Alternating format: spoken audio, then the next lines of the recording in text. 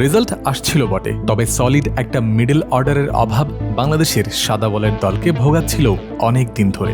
সবশেষ ওডিআই সিরিজে মোসাদ্দেক হোসেনের ফেরা আর পারফর্ম করার কারণে ওয়ানডের এই জায়গাতে কিছুটা হলেও স্বস্তি ফিরেছে। ওই একই প্রত্যাশা থেকে এবার প্রায় 3.5 বছর পর টি-20 দলেও ফেরানো হয়েছে 30 বছর বয়সী এই অলরাউন্ডারকে। 2022-এর টি-20 বিশ্বকাপ খেলার পরে বাদ পড়েছিলেন সৈকত। ওই একই টুর্নামেন্টের পর আরও একজন বাদ পড়েছিলেন দল থেকে, তিনিও আবার ফিরলেন জিম্বাবুয়ের বিপক্ষে, ইয়াসির আলী চৌধুরী। মোসাদ্দেক ও ইয়াসির দলে ফিরলেন মিডল অর্ডারে স্থিতিশীলতা ফেরাতে। সৈকতের সাম্প্রতিক ব্যাটিং ফর্ম সঙ্গে হ্যান্ডি অফ স্পিন তাকে ফেরানোর পেছনের প্রভাবক। বিভিন্ন সংবাদ মাধ্যমে প্রধান নির্বাচক হাবিবুল বাশার এই কথা জানিয়েছেন। তবে অনেকটা আকস্মিকভাবে ইয়াসিরের আগমন কেন, সেই ব্যাখ্যাও তার কাছে পাওয়া গেছে।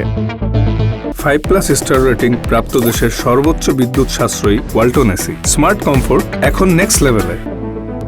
সাম্প্রতিক অনেকটা সময় ধরে শামীম পাটোয়ারিদের কাছে আশাব্যঞ্জক পারফরম্যান্স পাচ্ছে না ম্যানেজমেন্ট। পাওয়ার হিটিংয়ের চাহিদাও থাকে তাদের কাছে, সেই একই চাওয়া এবার ইয়াসির রাব্বির কাছে।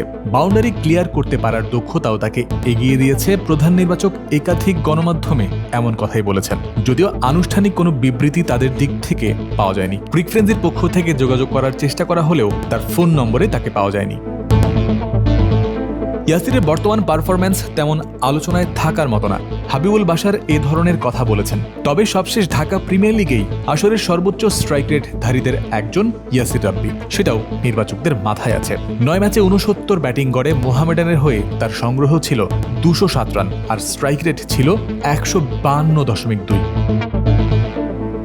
ডাউন দ্য অর্ডারে ইয়াসির রাব্বির দ্রুত রান তোলার প্রবণতা নির্বাচকদের নজর কেড়েছিল। সে কারণেই জিম্বাবুয়ের বিপক্ষে বাংলাদেশ এমার্জিং দলে তার সুযোগ আসে। সফরকারীদের বিপক্ষে 2 ইনিংসে যদিও ব্যাটিং হয়নি মন মতো।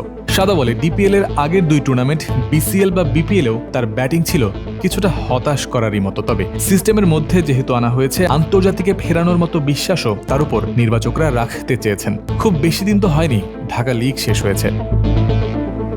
পরবর্তী টি-20 বিশ্বকাপ এখনও যথেষ্ট দূরে রয়েছে। আগামী অন্তত একটা বছর সুযোগ পেয়েও যদি কেউ পারফর্ম করতে না পারেন, তাহলে এই ফরম্যাটে পরীক্ষা নিরীক্ষা চলতে থাকবে। ইয়াসির যদি ম্যাচ খেলার সুযোগ পান, এই বিষয়টাও নিশ্চয়ই তার জানা থাকবে। জয়ন্ত বিন্দু, ক্রিক ফ্রেন্সি।